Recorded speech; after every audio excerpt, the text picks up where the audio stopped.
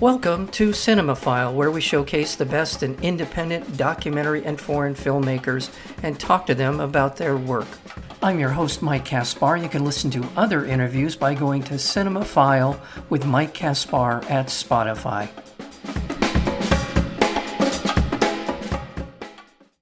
Strap up for director Rex Miller's headfirst dive into the turmoil and chaos that has been the life of Harley Flanagan.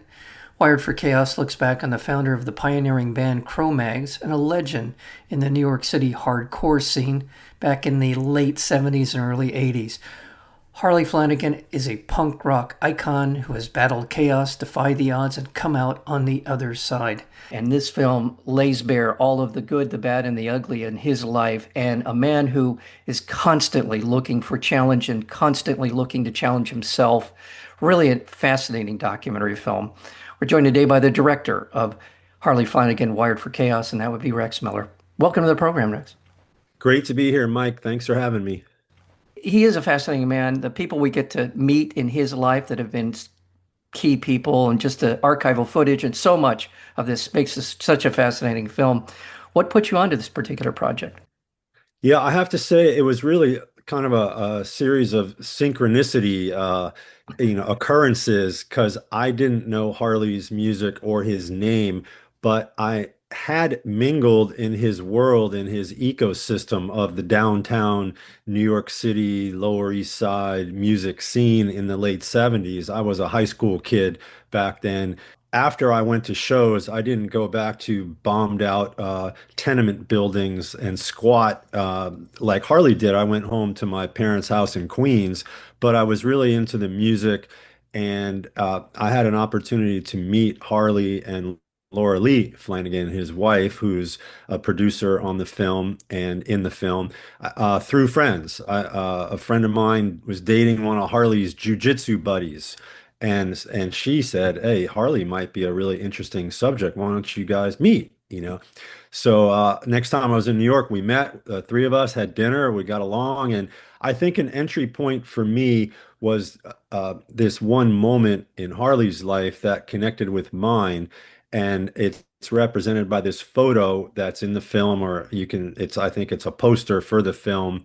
Marcia Resnick, photographer from those days, took a picture of Harley at age 12 mingling backstage at the first Clash concert, which was in 78, I believe 78, at the Palladium. So Harley's 12, and it's a picture of this little kid with a punk rock haircut and Andy Warhol and Joe Strummer from the Clash. And you just have to look at it and go, well, there's a story there somehow. But as it turns out, I was at that concert. Harley was backstage with the band, but I was out in the 10th row with my high school buddies, and the Clash blew everybody away. And so anyway, that was kind of an entry point, and there were a few other synchronicities that we all had in common. The film opens with something that is draws you in immediately, and that is Harley running through, I don't know where he is, if he's in Central Park or where he is, with a guitar in hand, and he's playing the guitar as he runs. And I think that is a great way to be introduced to him. Yeah. Yeah, I loved the image of that when he was talking about it. Like that's how he trains for going on tour. And he explained, like, I can't train for performing by sitting on my couch rehearsing my songs, because he's a ball of energy in concert, and he's running around the stage and playing the bass and singing and jumping around. So he would jog through the park that's up in Upper Manhattan, and just train. So we planned out that shot, and it was really hot, and yeah, it came out great. It did come out great. So let's go back to the sort of the origin story for his entry into the world of music and the scene, if you will, because it is his mom. Let's talk a little bit about how he got introduced to music. Well, through his mom and his mom's sister, his aunt Denise Mercedes. Harley, even before he started playing in the Stimulators when he was about 11, that was Denise's band that she started, kind of a pop punk, but very much punk band, who went on to perform at Max's Kansas City, CBGB's, all of the Mud Club, all of these, and they toured extensively in the US and overseas in England and in Belfast at the very first Belfast Punk Festival back in, I want to get it right, 80, I believe it was. So Harley was a drummer already. He had performed a lot in previous years when he lived in Denmark, off and on from about age 6 to 10 or 11. He was playing in street bands and in music class in school, and he had even gone on tour when he was about 8 with, as he says, two French guys that his and his mom was a bit of a hippie. She was a bit of a Warhol kid. She was also a writer and very much a creative and very much a free spirit. So she had gone off to Denmark with a boyfriend and Harley, and they lived on a commune of fellow artists and hippies in the Denmark city of Aarhus. So that's about as far from the Lower East Side that you can get. And anyway, so Harley had a lot of music experience, not only playing, but really performing as a kid. And when he was 11, the Stimulators was touring, and like in a lot of bands, the drummer didn't show up. And Harley already knew the song, so the rest is history. It's almost like a Spinal Tap thing, right? With the drummer thing. Very much, very much. It's and that's where, again, this is sort of his introduction into, he'd already lived in an adult world in some ways, in some manner of speaking. And then just what he experienced sitting on the couch, watching them perform, watching them rehearse, and the things that he saw. So I want to be careful how I say this. He was on some level prepared, but I think psychologically and otherwise, I think it's fair to say he wasn't prepared. Yeah, absolutely. I mean, I think the crux of this story about his childhood is that he was this little kid living a very glamorous rock and roll life. If you look at it on the surface, I mean, he was in Interview magazine in a big spread when he was about 12, and he was kind of famous on that downtown scene. This, of course, was pre-internet, but a lot of other teenagers who hung out with him wound up starting bands who all say because of Harley. Harley was like 11, 12, and these, like the Beastie Boys, two of them were his good friends. They were more like 13, 14, 15, and some other artists, Lisa Schellenbach, who would go on to be in the Beastie Boys, and Luscious Jackson was a Harley fan. So yeah, he had early punk rock celebrity success and was photographed with Joe Strummer and then later with Debbie Harry and all these people. But when you look a little closer, he was this unsupervised little kid at 3 a.m. at CBGB's. Yeah. And there were a lot of predatory adults. There was a ton of drugs. There was sex, as he goes into detail Yeah. of things Yes. that happened to him. And, it's amazing. He got out of that scene, of that ecosystem as intact as he is now. That's the thing about this film, Harley Flanagan, Wired for Chaos, is that he is a survivor. I think that's the easy way to put it. He's a survivor. But he also, like a lot of people who come out on the other side with this, I don't know if it's profound sense of self or if it's a profound sense of life's possibilities, life's pitfalls, and all of the rest of it. Yeah, just to hear him talk, just the way he interacts with people in the film, it really is moving. I mean, at some point, I mean, at some level, he's a difficult person, I can imagine, to get close to because I imagine he's very guarded at this point in his life. At least seems that way to me. And yet, he's also very open and he's willing to really take chances with people as well. So, is that a fair kind of assessment of who he is? Yeah, I think that duality of guarded and open, you kind of hit the nail on the head. Yeah. And from my perspective as the filmmaker, I was just very intrigued after meeting him and hanging out with him for a few hours. He has this charisma, he has this intelligence, he's incredibly analytical, and he's totally a New Yorker, and I grew up in New York in Queens and loved the experience and also loved the fact that I escaped from New York, But Harley's very much a New Yorker, so I found that all very intriguing. But at the beginning of the process of making this film, yeah, he was very guarded. Like when we first sat down to talk on camera, it was a long day and he just was kind of tired. And he was basically like, this, I'm sick of talking about this shit. I lived this. Why do I have to talk about it? And it wasn't so much that he was closed to, he just he just hadn't found the way to open up about himself yet. And then a couple years later, not only was he very, very open to talking about everything, it was almost like the faucet had been opened.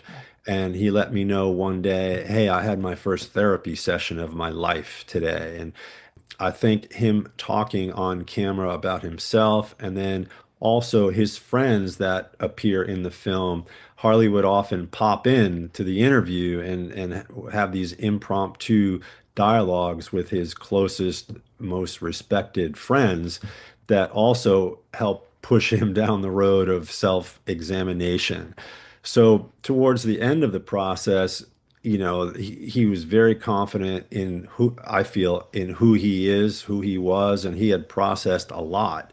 So he became more and more very open to, diving deep, and I credit him for that. I just want to remind our listeners we're speaking with Rex Miller. He's the director, I believe also producer of the film Harley Flanagan Wired for Chaos. Is it this weekend here in Yeah, we NYC? had two amazing festival premieres at Doc NYC in New York and then at Slam Dance in LA. And then June 15th starts our national screening tour in New York for 5 days and then to LA and then points beyond. And it's all up on the Wired for Chaos website.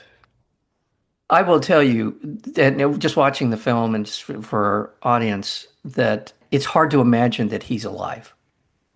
If half of these stories are true or close to true, it's hard to imagine being chased down by gangs who are determined to kill him when he was a teenager. I mean, there's so many stories in this, so many stories about that period of time in New York. It was a troubled time for the city of New York, and certainly if you were in certain parts of New York City, it was very tough. But the stuff that he talks about in terms of who was really out to beat him to death is just nuts. Yeah, I chuckled as you were reading that or saying that because many people in Harley's life said the same thing. How are you alive, man? I think it speaks to his, as they say, indomitable will. He just had a will to get through all the obstacles and challenges. And yeah, he was exposed to a lot of violence. And as a little kid in on the Lower East Side, Avenue C, back in the late 70s, he was a target, And then later, as he describes very openly, he impacted a lot of other people with violence that he feels terrible about and he lives with every day. And he's very forthcoming about it, things that he regrets doing. And he survived and he turned his life around. And I think part of that it was because he continued to play music and have a means of self-expression. And also he found martial arts. And 25 years ago, he walked into Renzo Gracie's Jiu-Jitsu Academy in Manhattan, and eventually he's a third degree black belt and has been teaching for years, especially kids during right before COVID and a little during COVID. He was running the kids program at the Renzo Gracie Academy, and Harley's had his own sons who are both about grown now. So he's evolved a lot since the crazy days of the Lower East Side. Amazing, amazing story, really an amazing story, and it's so well told. And among the many people who I think you're describing, Michael Imperioli, who seemed to be a mentor of sorts in terms of his own therapy. Really kind of touching, not a huge scene in the film, but certainly I really felt that kind of empathy that the two of their conversation they were having seemed to center on. And Henry Rollins is in the film. Flea, apparently a friend of his and kind of a fellow traveler. It feels like they may be able to share some of the same kinds of stories with one another. It seemed like Flea kind of lived a similar sort of existence. I mean, I may be completely wrong, but No, you're absolutely right on. And the Flea interview, the Henry Rollins interview, Imperioli's conversation with Harley, they each of those was at least an hour. So it was very difficult to kill some of our darlings. But we actually have a Blu-ray set where there's extended interviews with all three of them. And yeah, they all know Harley really well and knew him back then. And I think all three of them probably said, "How are you still alive?"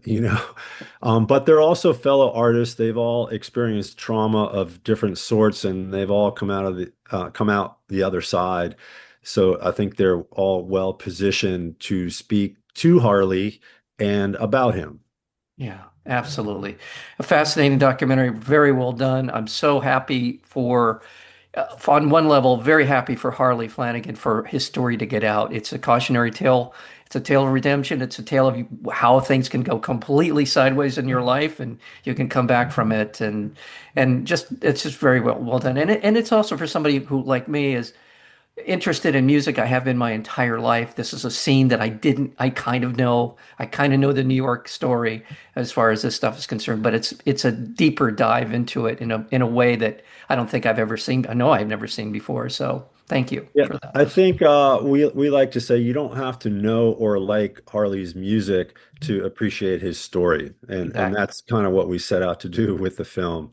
Exactly. That's a perfect description of the film. And well, Rex Miller, thank you for your work. Thank you so much for spending some time with us, and all the best moving forward. I look forward to another conversation with you. Thank you. Thanks, Mike.